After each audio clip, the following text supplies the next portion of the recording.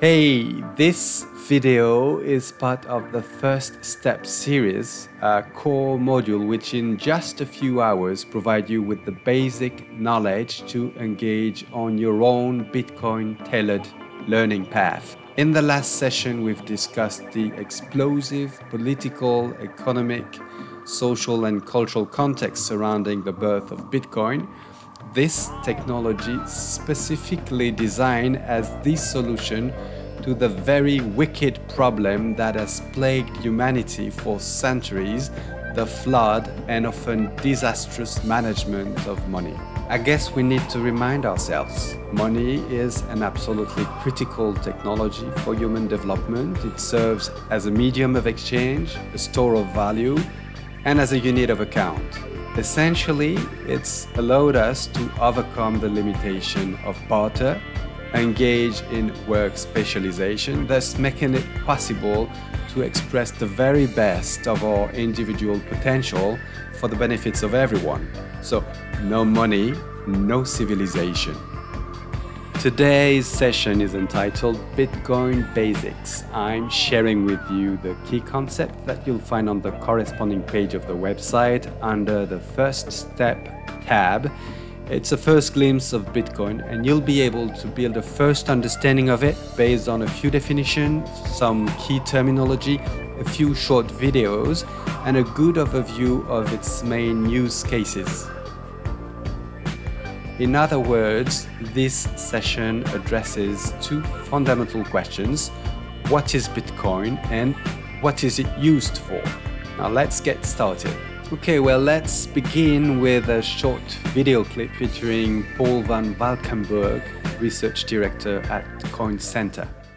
What is Bitcoin? Bitcoin is the world's first cryptocurrency, and it works because of the world's first public blockchain network. What does Bitcoin do? It's simple. It lets you send and receive value to and from anyone in the world using nothing more than a computer and an internet connection. Now, why is it revolutionary? Because unlike every other tool for sending money over the internet, it works without the need to trust a middleman. The lack of any corporation in between means that Bitcoin is the world's first public digital payments infrastructure.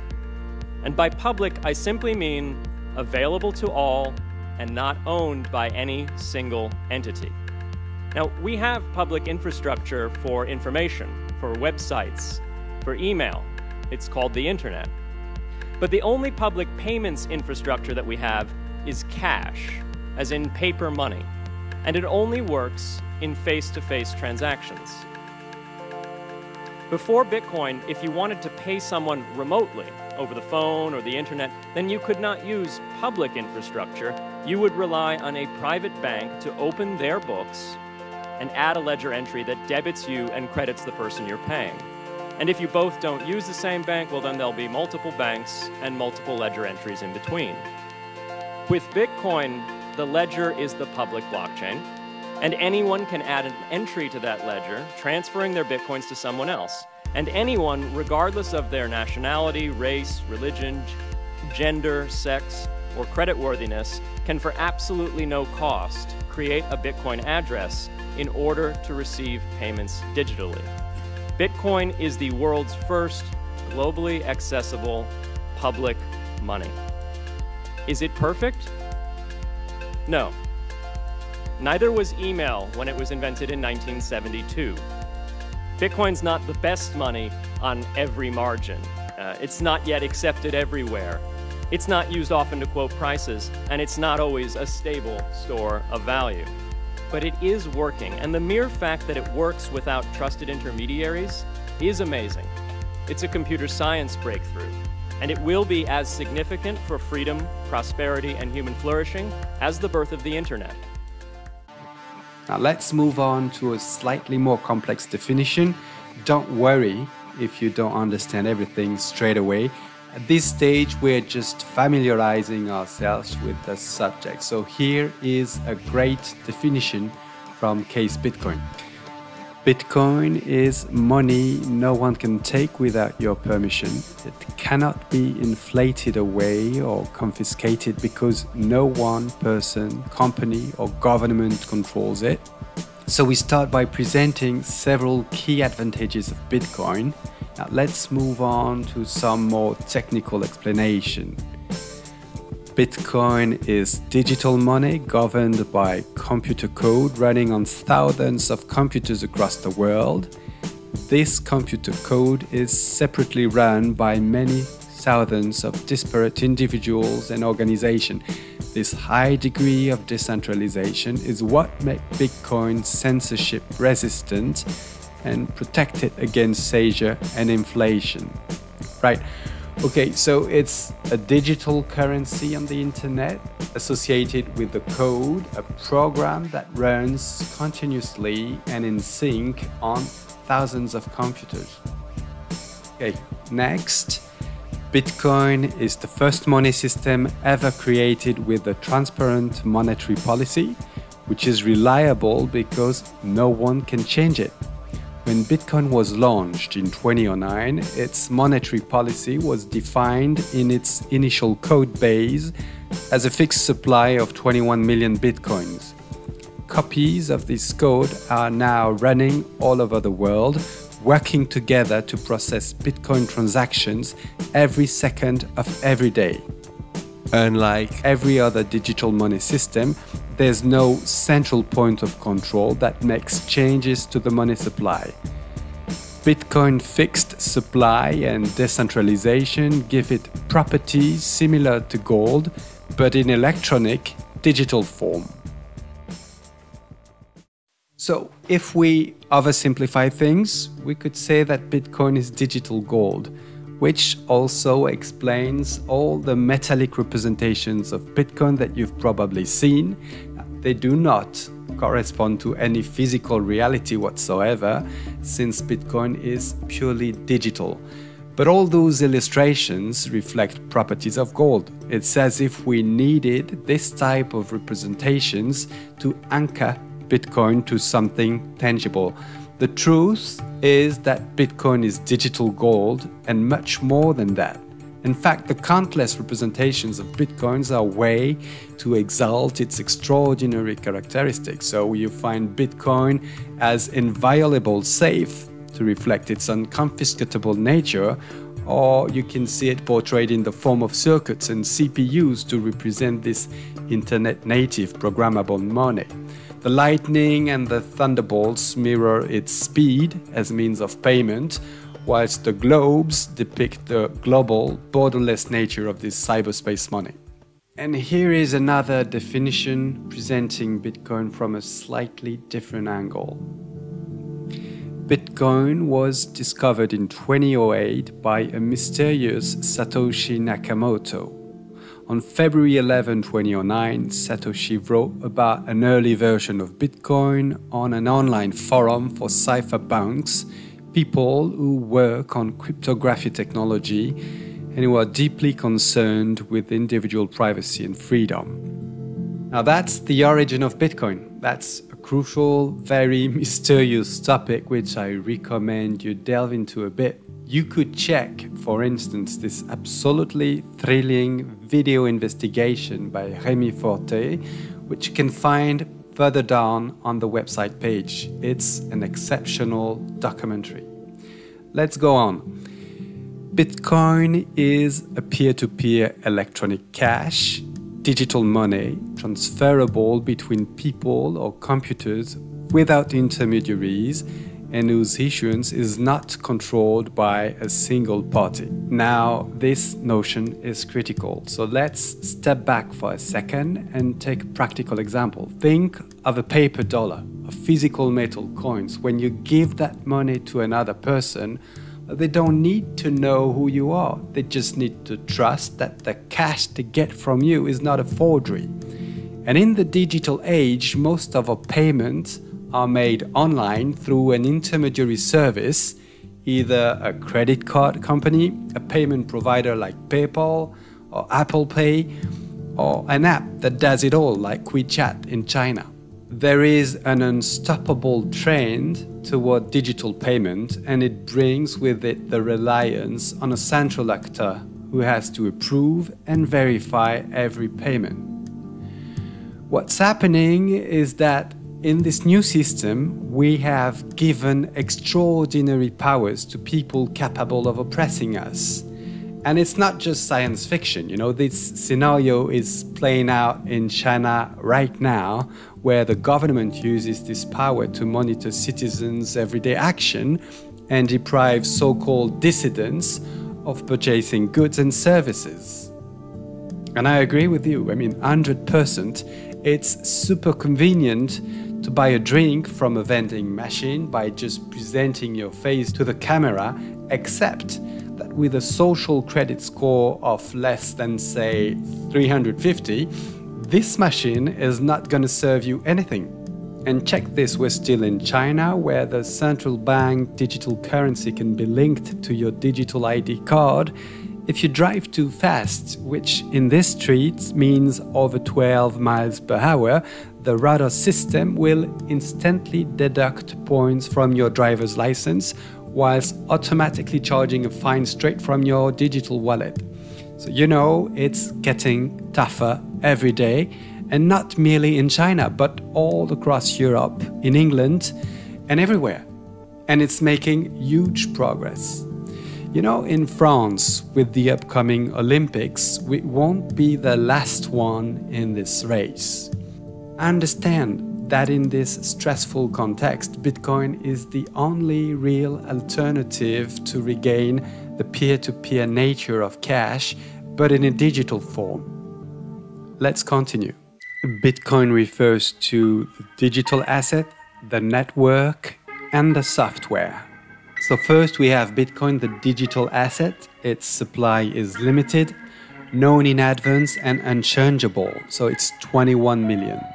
And this is in stark contrast with all the paper and digital money issued by government and central banks, whose supply keeps expanding in a totally unpredictable fashion. Then we have the Bitcoin network. We talked about it already. It's this bunch of interconnected computers which anyone can join by simply running a small piece of software.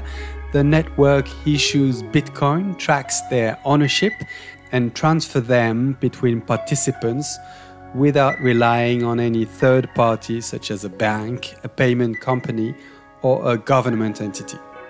And finally, we have Bitcoin, the client software, a piece of code that anyone can run on their computer to become an active participant in the network. This software is open source, which means that anyone can see how it works, as well as contribute new features and bug fixes to it. Is it taking shape? I know it's a lot of information, but look, check this very short video clip by Guy Swan. It's a great summary of the key ideas that we've covered so far. Also, if you want to memorize all those basic concepts, have a look at this presentation by Anil, Bitcoin Terminology. It's simple, visually super pleasant, and very effective. It covers all the concepts that we've seen so far and introduces the notions of network nodes and the blockchain. I'm sure you've heard of it.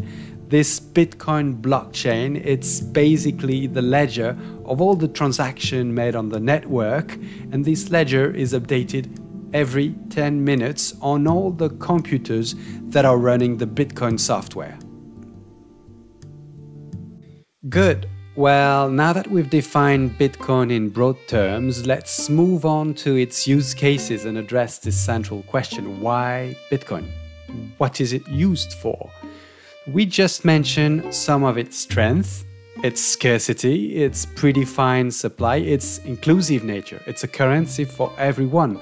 We've also stressed that Bitcoin does not rely on any third party and that it is censorship resistant. The thing is, there's so much to say about the usefulness of Bitcoin that we need an approach that is somewhat structured. So I'm going to list here 10 major use cases, And I'm not really presenting them by order of importance. It's virtually impossible to do so because each use case can be decisive, sometimes vital, depending on the circumstances of each individual. First use case, the actual ownership of digital currency. So Bitcoin gives us true ownership of our money. So you see your banknotes, your coins, your gold or silver bars, you physically own them. Yet the funds that you keep in digital form in a bank account, you don't own them. They represent a claim, it's money that the bank owes you. With the digitization of money and the banking of a large fraction of the population, we've been dispossessed of our money without even realizing it. And it's true. Most of the time it's okay, there's no problem really. But when your bank or the entire system goes bankrupt or decides to censor you, suspend your account, or close it altogether, this dispossession becomes very real. There are plenty of examples, including in recent history. You don't have to look far. In Lebanon in 2023, in Cyprus in 2013, in Greece, in Venezuela. Satoshi Nakamoto's response to this is Bitcoin, a bearer asset, unlike digital fiat currencies. This means that you can personally ensure its custody and possession. It's your property. And this direct ownership of a digital currency is an absolute revolution. A revolution for everyone, and especially for nearly 1/3 of the world's adult population who remains unbanked. Second use case, protection against inflation. The currency imposed on us constantly sees its supply increase in a context of inflationary policies targeting a 2% inflation rate annually. The loss of purchasing power is guaranteed, and with a wave of inflation at 10% or more, like the one currently experienced by 3 billion people, it's half of our savings that evaporates in 5 years. Now, this inflation, this depreciating currency, is total madness. It's an intentional destruction of our purchasing power. And yes, sure, we may be far better off with dollars or euros than with Argentine pesos, Turkish lira, Ghanaian cedis or Nigerian naira, which lose 30, 50, 100% of their value. But mark my words, no fiat currency whatsoever has ever been able to maintain its value over time. Saving in fiat currency is a promise to see your savings, the fruit of your labor, melt away. So people start speculating in markets, in real estate, until these bubbles burst. As long as we don't have a choice, we resign ourselves, we tolerate, or we burn everything out of rage, anger, or despair. The alternative is, with Bitcoin, to join another system, to opt for a currency governed by a transparent, predefined, disinflationary monetary policy that leads to an appreciation of your purchasing power. Third use case, censorship-resistant transaction. The decentralized and free nature of the Bitcoin network ensures that no entity can exclude participants or censor valid transaction.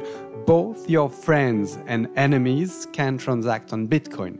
And this freedom of exchange is nothing new. It's precisely what cash provides, and it must be preserved at all costs in the digital age. Especially in our time when freedom of expression is so undermined that political positions that were perfectly tolerated just a few years ago can now cost you your social media account and your access to banking services straight away.